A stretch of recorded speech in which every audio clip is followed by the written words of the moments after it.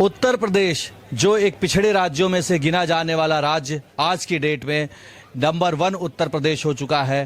पूरे भारत में अपना परचम लहरा रहा है। उसका कहीं न कहीं कारण युवा हमेशा रहता है। इसलिए हम आइए आज युवा कल्याण विभाग से डीओ हैं श्री अनिल तिवारी जी, इनसे बात करते हैं और समझते हैं कि युवाओं का क्या डेवलपमेंट किया गया है जो उत्तर प्रदेश के विकास में उनका हाथ रहा। सर नमस्कार। सर, उत्तर प्रदेश इस समय जिस तरह से बढ़ रहा है, आपको क्या लगता है सर, इसमें युवाओं का विकास इसमें मायने रखता है या नहीं? उत्तर प्रदेश की इस विकास और आत्मगौरव की यात्रा में युवा कल्याण विभाग पूरी तरह से सहभागी है। युवाओं द्वारा आप देख रहे हैं कि ओलंपिक में, एशियाई खेलों में, कॉमनवेल्थ गेमों में लगातार अपने स्थान बना रहे हैं और आप सांस्कृतिक विधाओं में भी हमारे युवा बहुत आगे बढ़ रहे हैं और ये सब मेरे विभाग की ही देन है। मैं सर, जो युवा है, जो कहा जाता है कि पहले के समय में जो कहावत थी कि पढ़ोगे लिखोगे तो बनोगे नवाब, खेलोगे कूदोगे तो बनोगे खराब, तो आज की डेट में अगर कोई बच्चा खेल खेलता है तो क्या वो आगे चल करके बेरोजगारी के दबाव से, सामाजिक दबाव से या किस इन सब स्थितियों से कैसे वो उभरेगा, कैसे वो अपने आप को एस्टैब्लिश करेगा समाज में? आज का समय वो नहीं है कि आप अगर खेल रहे हैं तो खेल ही रहे हैं, पढ़ रहे हैं तो पढ़ ही रहे हैं। आपको वर्सेटाइल बनना पड़ेगा। आप ऐसा नहीं कि आप इंजीनियरिंग कर रहे हैं तो आप उसके साथ कोई एक्स्ट्रा कोर्स ना करें। यदि आप स्पोर्ट्स खेल रहे हैं तो आप उसके साथ पढ़ाई ना करें। आपको बहुआयामी बनना पड़ेगा। बिना बहुआयामी बने आपका ही विकास नहीं है, ना ही उत्तर प्रदेश का विकास होना है। आप ही का एक आयोजन था, उसमें उप मुख्यमंत्री जी ने कहा था कि खेलोगे कूदोगे तो अब बनोगे नवाब, नया लाइन लाए थे। तो क्या सर ये गांव के क्षेत्रों के युवाओं में भी एप्लीकेबल है अभी? हाँ, एप्लीकेबल हो रहा है। हमारे जो ग्रामीण स्टेडियम है उससे हमारी बहुत अच्छी प्रतिभाएं निकल रही हैं। जैसा कि मैंने अभी कहा था आपसे कि कई नेशनल स्थानों, नेशनल गेम्स में हमारे प्लेयर्स भाग ले रहे हैं, स्थान भी जीत रहे हैं और कैरियर ओरिएंटेड हो गए। हमारे ही विभाग में करीब 3 जिला युवा कल्याण अधिकारी स्पोर्ट्स कोटे से ही आए हुए हैं और स्पोर्ट्स कोटे को माननीय योगी जी की सरकार विशेष महत्व दे रही है और लगातार जिन्हें भी कॉमनवेल्थ गेम खेला है या अर्जुन अवार्डी हैं, उन सबको स्टेट गवर्नमेंट में गेस्टेड अधिकारी की पोस्ट मिल रही है। ये तो सर एक चमत्कार हो जाएगा एक गरीब बच्चे का। लेकिन सर कहा जाता है कि युवा विभाग की जो स्कीम्स हैं ये जमीनी स्तर पर काम ना करके ऑन पेपर ज़्यादा रहती हैं, इस पर क्या कहना है सर? नहीं, ऑन पेपर तो जब सूचनाएं देंगे तो सूचनाएं तो ऑन पेपर रहेंगी। आप जमीनी स्तर पे काम करने के लिए तो आदमी को जाके देखना पड़ेगा वहाँ पे जमीन पे काम हो रहा है। जब जमीन पे काम हो रहा है तभी तो सूचनाएं बनेंगी, तभी तो पेपर बनेगा। बिना जमीन पे काम किए बिना सूचनाएं नहीं बन सकती।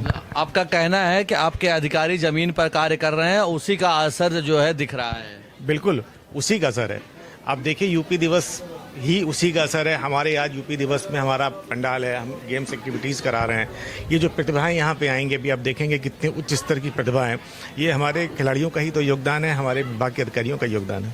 अभी सर आज इस रिसेंट टाइम में कौन सी नई योजनाएं लाई गई हैं बच्चों के लिए? अभी अगर आप युवाओं के लिए देख लीजिए, युवा कल्याण विभाग में तो स्पोर्ट्स एक्टिविटीज़ तो हमारी चली रही हैं।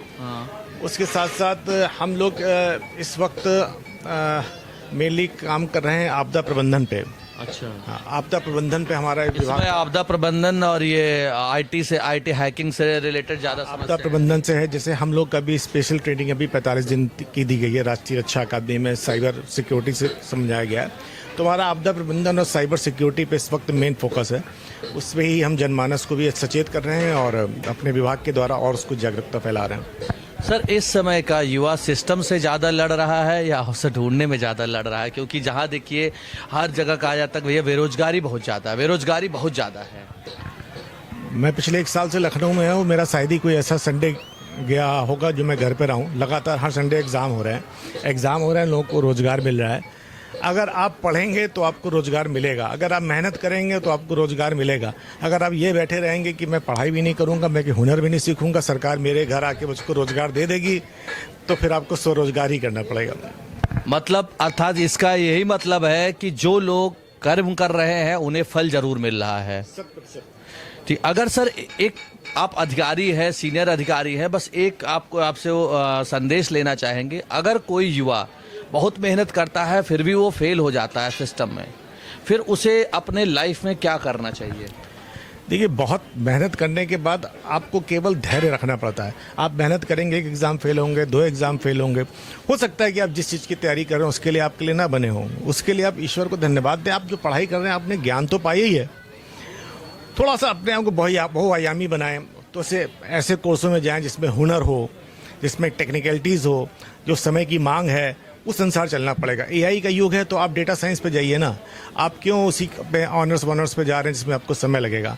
आज मिडिल क्लास का जो गांव के इंटर कॉलेज के बच्चे होते हैं जो इंग्लिश भी ठीक से बोल नहीं पाते हैं, वो एआई की डाटा सर्विस में नौकरी बहुत अच्छी पा रहे हैं। तो आपको अत्याधुनिक बनना पड़ेगा, अपडेट रहना पड़ेगा, के साथ चलना अपडेट रहना पड़ेगा। अगर आप यही सोचेंगे कि आप वही बीकॉम करेंगे, बीए करेंगे, तो उससे कुछ नहीं आप होता। अपने टैलेंट को पहचाने और उसके अकॉर्डिंग आप आधुनिकता से जुड़े। अपडेट रहिए। धन्यवाद सर, अपना कीमती समय देने के लिए। देखो, जैसे सर ने बताया कि आज का युवा केवल ये नहीं कहने से आपको छुट्टी मिलेगी कि आपको रोजगार नहीं मिल रहा। आप अपने टैलेंट को पहचानिए, अपने आप को पहचानिए और आधुनिकता को देखते हुए उसमें आप मर्ज होइए। आप खेल में आना है, आप अपने शारीरिक और मानसिक स्थिति को देख करके खेल के लिए गाइडेंस लीजिए। अधिकारी है, अधिकारी से लीजिए, कोच से लीजिए, और आप अगर एक सही दिशा में कार्य करेंगे तो ज़रूर सफलता मिलेगी। धन्यवाद। राहुल मिश्रा, कैमरामैन ऋषभ के साथ, लखनऊ से।